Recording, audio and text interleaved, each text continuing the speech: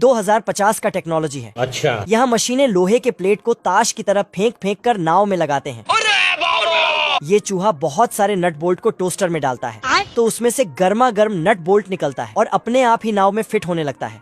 ये सुअर हथौड़ा मारता तो कुत्ता ऊपर उछलते हुए नट टाइट करने लगता, पर तभी फिर सुअर नीचे आके नाव का जिप बंद करने लगता है। घर घर घर घर। और इस गैंडा के दांत से लकड़ी में छेद करवाता है।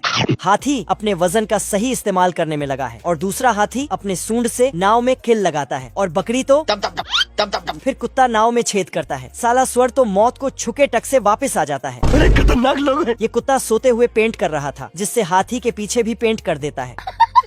फिर पेंट करते हुए पानी के अंदर चला जाता है और मछली के नाक पे ही पेंट कर देता है। साले तू। सुअर लोहा गर्म होते ही हथौड़ा मार देता है, लेकिन छुटकू तो उठा के पटकूंगा। बतख अपने पिछवाड़े में एक डंक को फिट करता है मुझसे कोई स्मार्ट। और मधुमक्खी बनकर भरी दोपहरी में असली मधुमक्खी के बिल से शहद चुराने जाता है। मगर क्यों? क्योंकि ये बहुत हरामी होता है। छोटी मधुमक्खी पहले तो बतख को देखकर डर जाती है, टिकटॉक ये हो। लेकिन फिर विदेशी मधुमक्खी समझकर उसके स्वागत में एक प्याली गरम गरम शहद लाती है।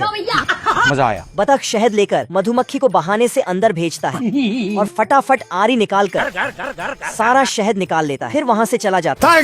जब मधुमक्खी का राजा वापस आता है तो पहरेदार मधुमक्खी को सोता देख इसे जगाता है। बेटा कालू। उधर से दूसरा मधुमक्खी दौड़ कर आता है और राजा को शहद के गायब होने का खबर देता है। तो ये पहरेदार मधुमक्खी को चोर समझकर उसे लात मारकर भगा देता है। चोरी के इल्जाम में राजा पहरेदार मधुमक्खी को घर से निकाल देता है तो ये दुखी होकर जाने लगता है। इज्जत नहीं है भाई। तभी उसे रास्ते में शहद पड़ा दिखता है तो ये टेस्ट करके देखता है। फिर शहद का पीछा करते करते विदेशी मधुमक्खी, मेरा मतलब बतख के घर तक पहुंचता है और होल से झांक कर देखता है तो बतख मजे से शहद को डब्बे में भर रहा होता है। सारा शहद डब्बे में भरकर दोबारा शहद चुराने बिल की ओर जाता है।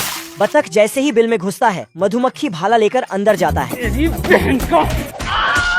बतख और मधुमक्खी का जबरदस्त फाइट शुरू हो जाता है जिसे देख बाकी मधुमक्खी डर कर कोने में छिप जाता है। खतरनाक लोग हैं। अपने नुकीले डंक से बतख मधुमक्खी पर हमला करता है। आजा आजा। आज मैं भी मार डालूंगा। आज मैं मर गया भैया। गया। लेकिन निशाना चूक जाता है और इसका नकली डंक निकल जाता है। ये क्या है? मधुमक्खी इसके डंक को अपने पिछवाड़े में फिट करके इसकी तरफ भागता है।